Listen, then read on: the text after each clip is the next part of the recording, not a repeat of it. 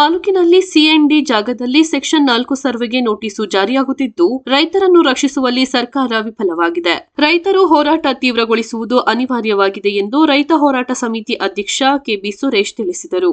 ಒಕ್ಕಲಿಗರ ಸಮುದಾಯ ಭವನದಲ್ಲಿ ನಡೆದ ಸಭೆಯಲ್ಲಿ ಮಾತನಾಡಿದ ಅವರು, ಆಗಸ್ಟ್ 11ರಂದು ಸೋಮವಾರಪೇಟೆ ತಾಲೂಕು ಬಂದ್ಗೆ ಕರೆ ನೀಡಲಾಗಿದೆ ಎಂದು ತಿಳಿಸಿದರು. ಈಗಾಗಲೇ ರೈತ ಹೋರಾಟ ಸಮಿತಿಯಿಂದ ರೈತಪರ ಹೋರಾಟಗಳು ನಡೆಯುತ್ತಿದ್ದು ಸಮಸ್ಯೆಗಳ ಬಗ್ಗೆ ಸರ್ಕಾರದ ಗಮನ ಸೆಳೆಯಲಾಗಿದೆ. ಈ ಹಿನ್ನೆಲೆಯಲ್ಲಿ ತಾಲೂಕು ಬಂದ್ಗೆ ಕರೆ ನೀಡಲಾಗಿದೆ.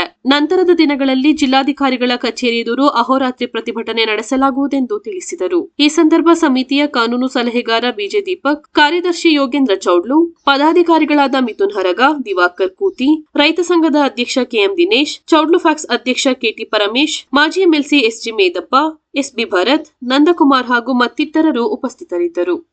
ಕಿತ್ಕೊಳ್ತಿದ್ದೀರಾ ಅಂತ ಹೇಳಿ ಅವರಿಗೂ ಸಹ ಮನವರಿಕೆನ ನಾವು ಮಾಡಿದ್ವಿ. ಆದರೆ ಎಲ್ಲ ಅಧಿಕಾರಿಗಳನ್ನ ಸಹ ನಾವು ಭೇಟಿ ಮಾಡಿ ಅವರಿಗೆಲ್ಲ ಮನವರಿಕೆ ಮಾಡಿವಿ. ಹಾಗೂ ನಮ್ಮ ಕ್ಷೇತ್ರದ ಎಂ ಪಿ ಆದ ಯದುವೀರನ್ನು ಸಹ ನಾವು ಅವ್ರನ್ನ ಹೋಗಿ ಮೀಟ್ ಮಾಡಿ ಅವರಿಗೂ ಸಹ ಮನವರಿಕೆ ಮಾಡಿದ್ವಿ. 1 ವರ್ಷದಿಂದ ಯಾವುದೇ ತರಹ ನಮಗೆ ಒಂದು ನ್ಯಾಯ ಸಿಕ್ಕದ ಕಾರಣ ನಾವು ಈಗ ಒಂದು ಸೋಮವಾರ 11ನೇ ತಾರೀಕು ನಾವು ಬಂದು ಸೋಮವಾರಪೇಟೆ ತಾಲೂಕಿನ ಬಂದ್ನ ಕರೆ ಮಾಡಿ ಅಲ್ಲಿಂದ ಮಂಗಳವಾರ ಬೆಳಿಗ್ಗೆಯಿಂದ ನಾವು ಮಡಿಕೇರಿಯಲ್ಲಿ ಜಿಲ್ಲಾಧಿಕಾರಿ ಎದುರು ಹಗಲು ರಾತ್ರಿ ನಾವು ಧರಣಿಯನ್ನು ಕೂರಬೇಕು ಅಂತ ನಮ್ಮ ಎಲ್ಲ ಸಂಘ ಸಂಸ್ಥೆಗಳು, ರೈತರು ಎಲ್ಲ ಸೇರಿ ನಾವೆಲ್ಲ ಒಂದು ತೀರ್ಮಾನ ಮಾಡಿದ್ವಿ.